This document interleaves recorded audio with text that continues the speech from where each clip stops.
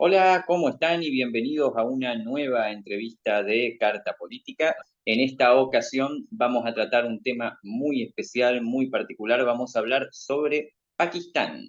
¿Qué está pasando en Pakistán recientemente? Bueno, además de las ya vistas en redes sociales tensiones militares con Irán, que se estuvieron reportando, bueno, sobre todo estuvieron muy encendidas las redes sociales. Lo cierto es que en los últimos meses, en el último año, hemos visto un fuerte retroceso democrático en ese país a medida que se acerca a sus próximas elecciones que culminaron con la proscripción del partido político del ex primer ministro Imran Khan, derrocado el año pasado. Y bueno, para discutir un poco sobre la situación en Pakistán, nos acompaña Shayan. Él es ciudadano pakistaní, él es activista y es corresponsal en Asia Elects. Bueno, this interview will be in English for obvious reasons. How are you, Shayan? Welcome to. I'm doing well. Thanks for having me. We are really happy to have you here, Shayan. So first, just to clarify, we are going to talk more about the current political situation in Pakistan. But first, I want to, if you want to clarify us a bit, what's happening with Iran in this moment? Yeah. In the past 36 hours, it has been quite escalating between the two countries because the Iranians basically have struck Pakistani soil, claiming to have struck a terrorist group which was conducting attacks in Iran. But Pakistan has claimed that the strike which Iran conducted has killed 2 children and injured 3 others. So Pakistan is quite, if I say, angry at what has happened, and diplomatic talks so far, according to what we have heard, have not been very fruitful. And Pakistan has expelled the Iranian ambassador, and recently we're hearing that Pakistan might retaliate militarily to what has happened. Well, we just have to be to watch the situation in a few hours. Maybe we can we can make another interview in a few days about that subject in particular. But let's go to the political situation of Pakistan. What's happening right now in the political scenario? I mean, if you could give us a brief summary about the situation since the fall of Imran Khan. Why was he overthrown? Okay, so Imran Khan was elected in 2018. At the time, Imran Khan had good relations with the military of Pakistan. The military establishment basically is very powerful in Pakistan. It controls the national security in our country and basically has a huge influence on foreign policy. So in Pakistan, what happened was that the military was not exactly happy with what Imran Khan was doing domestically with his policies. And the major, the point of contention was foreign policy between Pakistan and the US, Pakistan and Afghanistan, which basically there was a clash between former army chief General Bajwa and Prime Minister Imran Khan at the time, which basically led to the army helping the opposition at the time, PDM, which consists of the People's Party and the Muslim League Noon. And what happened was that there was a no confidence motion, which was backed by the military, and it saw mass defections from Khan's coalition, including members of his own party, which he alleged were bribed or forced or coerced, basically, to vote against him. And what happened was Imran Khan was the first prime minister who was ousted in a motion of no confidence. But in the history of Pakistan, we've never seen a Pakistani prime minister complete his 5-year term. So once again, a Pakistani prime minister was unable to complete his term, just like his predecessors, owing to intervention from the military. And who has ruled Pakistan since then? What is the current government composition? Okay, so from April 2022, we had a coalition, basically of Khan's former coalition partners and the opposition at the time, which became the government, PDM. So this was a grand coalition of sorts between Pakistan's old status quo parties. So before PTI came to the scene, you had 2 major parties in Pakistan. First was the Muslim League, which is right of center. It's conservative. It likes basically the Islamic part of Pakistan. It represents the landed elite and all that, and the industrialists. Then you had the People's Party, which represents most of the Sindh province, and it also has it has a base amongst the lower class of this country. But then these two parties, which were historically rivals of each other, they basically collaborated to overthrow the populist, which was PTI. So you had two enemies forming a coalition in the height of the populist movement at the time, and they had basically formed a coalition with all the regional parties we had and all smaller parties, which basically was basically a grand coalition of sorts. PTI was all alone in opposition. Basically, it's an elite coalition and military elite coalition against the elected government. Yes.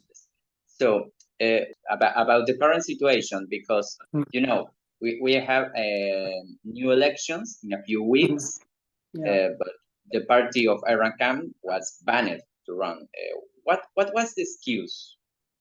Okay, so what we've seen in recent months is that despite the military's crackdown against Imran Khan's party, basically coercing members of his party to leave, most of his leadership was arrested and forced to leave the party. But regardless, we saw that public support for Imran Khan has maintained, despite him being jailed, despite him being accused of several corruption charges. Most of his MPs have been intimidated. The PTI has been unable to campaign, and a lot of its members have been arrested while campaigning. So despite all of that, we saw that Imran Khan's popularity was at the same level as it was before. So the military and the government's attempts to make him unpopular had failed. So what we think is that this was the last ditch attempt to ruin the PTI's chances to win the elections. Because in every if we see the polling, if we see the ground level surveys, we see that the PTI is quite popular, and the Muslim League, despite support from the military establishment, is quite unpopular. Despite former Prime Minister Nawaz Sharif returning to Pakistan and being cleared of all his charges and stuff, it has basically had no effect. So this was, I think, the last ditch attempt by the military to oust a popular political party from an arena. So the election without PTI is Pakistan is probably heading for the most rigged election in its history since 1977. That's sad to say, sadly. Yes. But we have to talk about the process, about this election. So which party is more benefit of the ban of PTA? What can we expect from this electoral process? Yeah. So in Pakistan, we have to understand the importance of the electoral symbol. So in Pakistan, when you get a ballot paper, it basically lists all the candidates, but it does not list your party's name. It only lists the symbol of the party. So PTI's symbol was the bat, the cricket bat. But the election commission, basically using the excuse that PTI had not conducted its internal elections, stopped PTI from using its symbol. And in every constituency now, PTI has been allotted a different symbol, which makes campaigning quite difficult, and it confuses the voter about which candidate is from PTI, because there is no bat symbol anymore. You have to be very well aware of what symbol your candidate was allotted. So that's basically going to suppress the voter turnout, and it's going to lower the morale of PTI's supporters and make the campaigning quite difficult. So the main beneficiaries we are going to see of this is probably the Muslim League Noon, because they have huge support in the rural areas of Pakistan, which is also the more competitive areas of Pakistan, especially in Punjab province, which has 145 seats out of 266. So basically, this is going to have a huge impact, because PTI is going to have a lot of difficulties informing the more rural people and the more illiterate part of the province about which party to vote. And this is going to help the PMLN.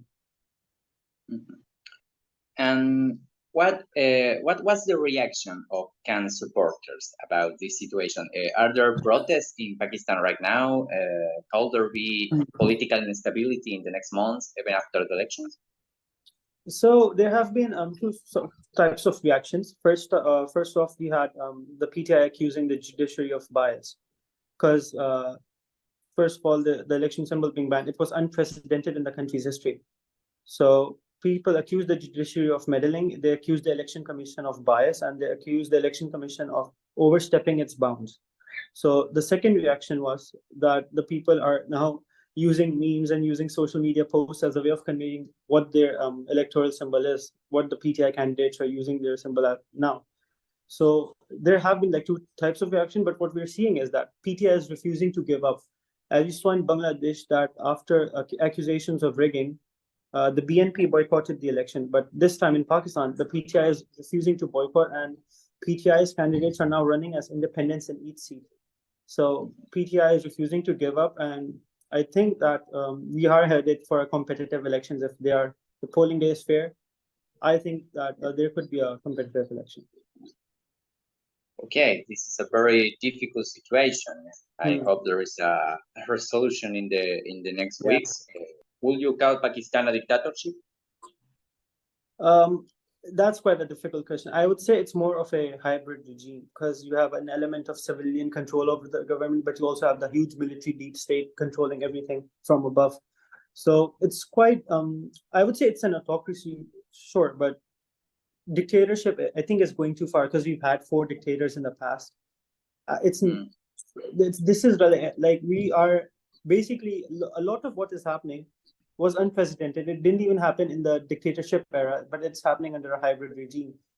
So I would say we are not there yet, but we're certainly heading towards a dictatorship if this continues. Because if we can't have fair elections, what's the point of democracy? Okay, thank you, Shayan. Thank you for your words. So just to end this, a final reflection. What would you say to your fellow Pakistanis, to the other people outside Pakistan who is watching us right now? And well, what would you say to the current regime in Pakistan?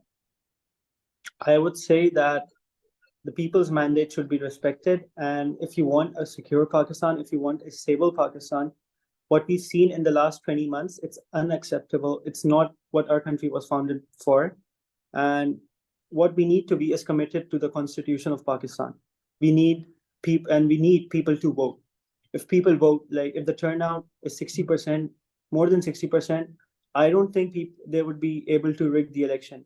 So what we need right now is a high turnout in the election. We need people to vote their conscience. We need people to turn out in as many numbers as they can.